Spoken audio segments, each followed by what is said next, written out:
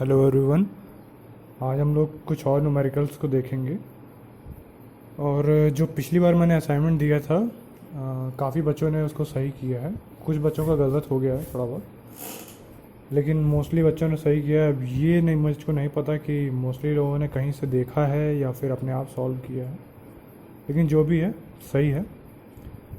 इसी में से आज जो आपको न्यूमेरिकल सॉल्व करवा रहा हूँ मैं यहाँ पे असाइनमेंट में, इसमें से तो एक न्यूमेरिकल होगा, ठीक, और एक न्यूमेरिकल मैं अपनी तरफ से दूंगा। तो जब भी वीडियो आएगी तो एक न्यूमेरिकल मेरी तरफ से होगा और एक न्यूमेरिकल वीडियो की तरफ से। तो ऐसे आपको करने में आसानी होगी, ठीक। और पहले आप क्या करिएगा, खुद से सॉल्व करिएगा, नहीं होता है तो आप वीडियो रेफ़र करिएगा। और जो मैं क्वेश्चन अपनी तरफ से दे रहा हूँ उसका सोल्यूशन मैं अगले वीडियो में शेयर करूँगा, ठीक। तो आप पहले उसको ट्राई कर लेना।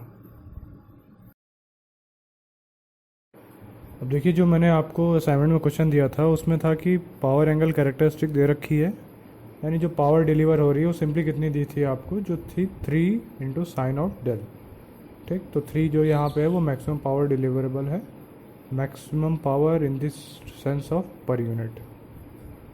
अब पूछा गया है कि सिंक्रोनाइजिंग पावर कोफिशिएंट क्या होगा जब आपका डेल जो है वो 60 डिग्री है।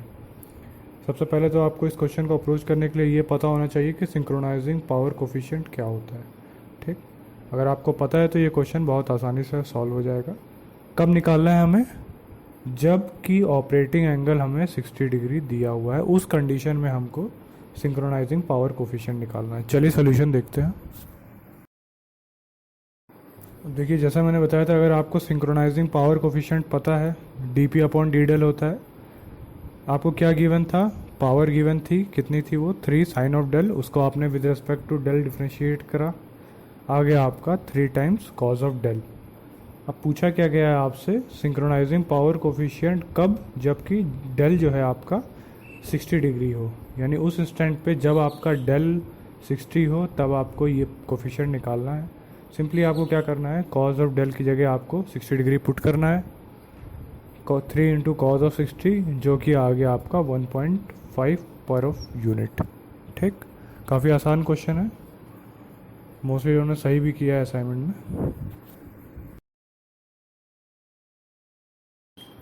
अब जो नेक्स्ट क्वेश्चन है, दिखने में तो बड़ा है लेकिन है छोटा सा। इसमें क्या बोल रहा है कि एक सिंक्रोनस जनरेटर है जो इनिशियली पावर डिलीवर कर रहा है 1 पर यूनिट, ठीक। जनरेटर आपको दिख रहा होगा, एक सिंपल सा सिंगल लाइन डायग्राम है जिसमें एक जनरेटर कनेक्टेड है और एक इन्फिनाइट बस है जहाँ पे लोड कनेक्टेड होंगे। उस बस का वोल्टेज जो दिया गया है वो आपको 1 एंगल 0 दिया हुआ है, और जो जनरेटर का ईएमएफ है वो है 1.1 एंगल डेल, ठीक। और जो इनिशियल पावर डिलीवर हो रही है वो है 1 पर यूनिट। अब आपसे क्या बोला गया है कि मान लीजिए एक फॉल्ट आता है पॉइंट एफ पे। अब ध्यान दीजिएगा, ये पॉइंट एफ जो है वो लोड साइड पे है, तो जब भी फॉल्ट आएगा तो पावर जो है उस टाइम पे 0 डिलीवर होगी, क्योंकि सारी की सारी पावर ग्राउंड में चली जाएगी। अगर ये in the middle of transmission line आता तब ऐसा नहीं होता, लेकिन यहाँ पे आप देख पा रहे हो कि टुवर्ड्स लोड साइड है, तो ये चीज़ ध्यान रखिएगा, या तो टुवर्ड लोड साइड है या फिर टुवर्ड्स जनरेटर साइड है।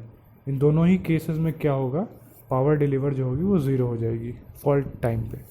अब क्वेश्चन में क्या कह रहा है कि फॉल्ट जो है क्लियर हो जाता है किस एंगल पे, 58.2 डिग्रीज पे।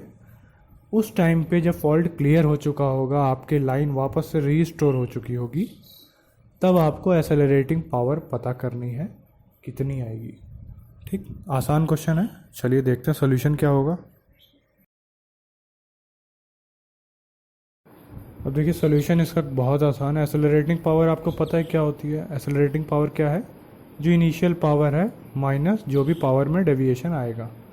तो इनिशियल पावर जो थी वो उसको इन्होंने पीएस से रिप्रेजेंट किया है, और जो फॉल्ट के बाद जो पावर आएगी वह है EV by x sign of del. X यहाँ पे क्या आएगा आपका, जो भी इक्विवेलेंट आया है, इक्विवेलेंट क्या क्या, 0.25 जो कि जनरेटर का रिएक्टेंस है, 0.3 पैरेलल में दोनों यानी 0.15, तो ये आपका आ जाएगा 0.15, ठीक। यानी 3 जो पैरेलल में है उसको आपने इक्विवेलेंट निकाल लिया, और साथ में 0.05 जो कि लोड साइड का रिएक्टेंस है।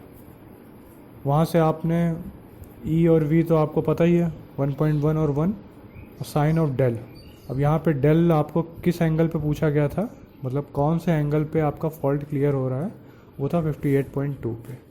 वहाँ से जो आपने एक्सेलरेटिंग पावर निकाली ये आई -1.07। तो यहाँ पे माइनस का मतलब क्या है कि आपका सिस्टम जो है डी एसेलरेट हो रहा है एज़ कम्पेयर टू एसेलरेशन। ठीक, यहाँ पे डी एसेलरेट हो रहा है, यानी जनरेटर की स्पीड पहले तो बढ़ गई होगी, जैसे ही फॉल्ट क्लियर हुआ होगा तो स्पीड अपने आप रिड्यूस हो रही होगी। ठीक, यानी सिस्टम अभी भी, इलेक्ट्रिकल सिस्टम तो आपका रीस्टोर हो चुका है, लेकिन जो आपका मैकेनिकल रोटर है वो अभी भी अपनी पुरानी स्पीड पे आ रहा है, यानी डी एसेलरेट हो रहा है। ठीक, आई होप आप लोगों को सब समझ में आ गया होगा।